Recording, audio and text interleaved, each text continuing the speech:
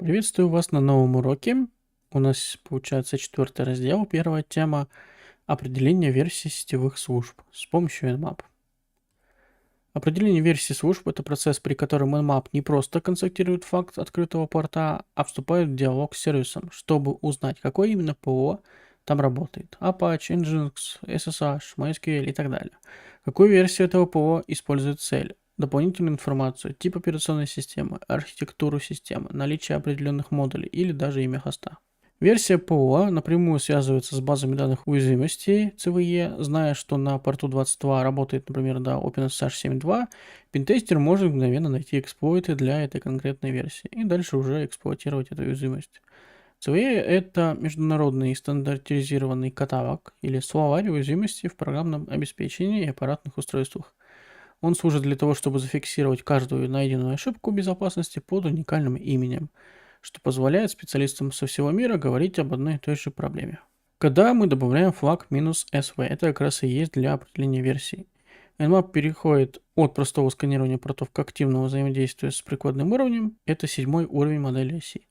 Процесс выглядит так. Nmap определяет, что порт открыт или находится в состоянии фильтруется или открыт. Он выбирает из своей внутренней базы данных Nmap Service Probes набор зондов, специально сформированных запросов для разных протоколов HTTP, GET, SSH, Hello, DNS и так далее. Nmap отправляет эти зонды на порт и ждет ответа. Полученный ответ, баннер или данные сравниваются с сотнями регулярных выражений, хранящихся в том же файле Nmap Service Probes. При совпадении Nmap извлекает имя сервиса, версию и дополнительную информацию, форматирует ее и выводит в отчет. Команда для определения версии. Давайте посмотрим. Например, у меня есть уже запущенная машинка. Попробуем просканировать. Nmap -s маленькая v большая -p. Конкретные порты, чтобы быстрее было: 80, 22 и 3306. Не помню, есть ли там 3306, но ладно. 10.08, 134. Вот, видите, 22 порт у нас OpenSSH еще очень старенький, 4.7. 80 это Apache 2.2.8, тоже очень старенький. 3306 все-таки есть, MySQL 5-я версия. Отлично. И, то, что это Linux. Давайте 82. Там то же самое должно быть. Похоже.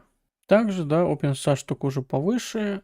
HTTP 2.4.7, а тут у нас было 2.2.8. MySQL нету, хоть он открыт, но... просто неизвестная версия. Linux, MAC-адрес, все понятно, стандартно. Идем тогда дальше. Интенсивность сканирования. По умолчанию Nmap использует уровень интенсивности 7, это баланс между скоростью и точностью, однако можно управлять этим процессом, чтобы ускорить сканирование или сделать его максимально тщательным. Диапазон у нас от 0 самый легкий до 9 самый тяжелый. Вот здесь у нас как раз минус-минус version light, это интенсивность у нас 2, либо же конкретно прописывается двойка, да, либо просто light. И то можно использовать. Давайте попробуем. Либо так, либо просто version intensity 2. Вот, видите, даже имя хоста выдал. Также, понятно, FTP нашел, SSH, Telnet, Postfix, Bint 9.4.2, Apache 2.2.8, отлично, SMBD, да, отлично. Много чего нашел интересного. Либо то же самое, только чуть-чуть другой просто вариант записи. Вот здесь тоже, да, 2, 3, 4, Telnet, в принципе, все то же самое.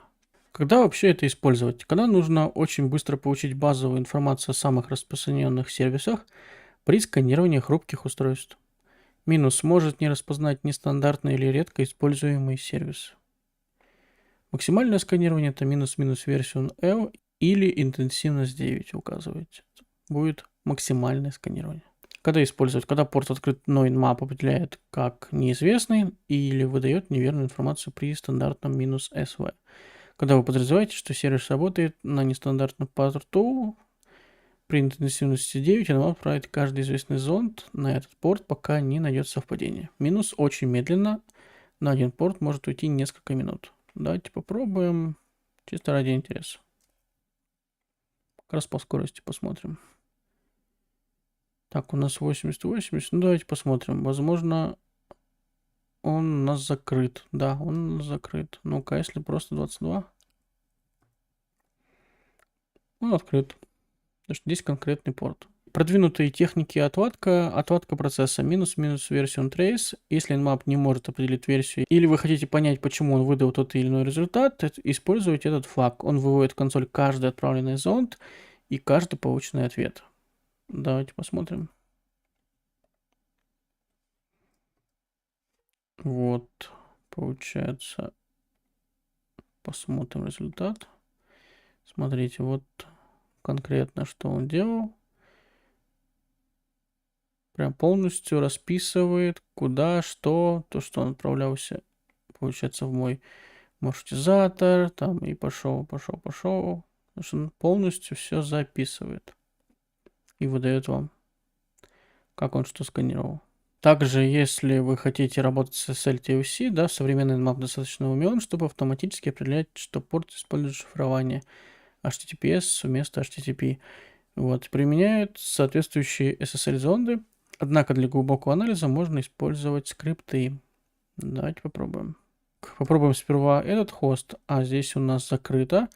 Ну-ка, 82 попробуем. Здесь у нас HTTPS фильтруется. И попробуем scanme.nmap.org. Здесь у нас закрыто. Видите, он потому что очень быстро. Потому что он всего лишь там за секунду. Да, это быстро, и поэтому он даже не успел ответить. Поэтому, в принципе, вот так. Но он даже не написал, видите, не здесь. Нигде не написал, что используется SSL. Давайте попробуем еще мой сайт, чисто ради теста. Я не помню, у меня вроде закрыто было. Ну, попробуем. Так, ну вот. Да, он выдал полностью SSL. Да, он выдал. Так что это возможно. В принципе, вот так все это работает. Сегодня мы научились определять версии сетевых служб. На этом наше видео закончилось. Всем спасибо. Пока.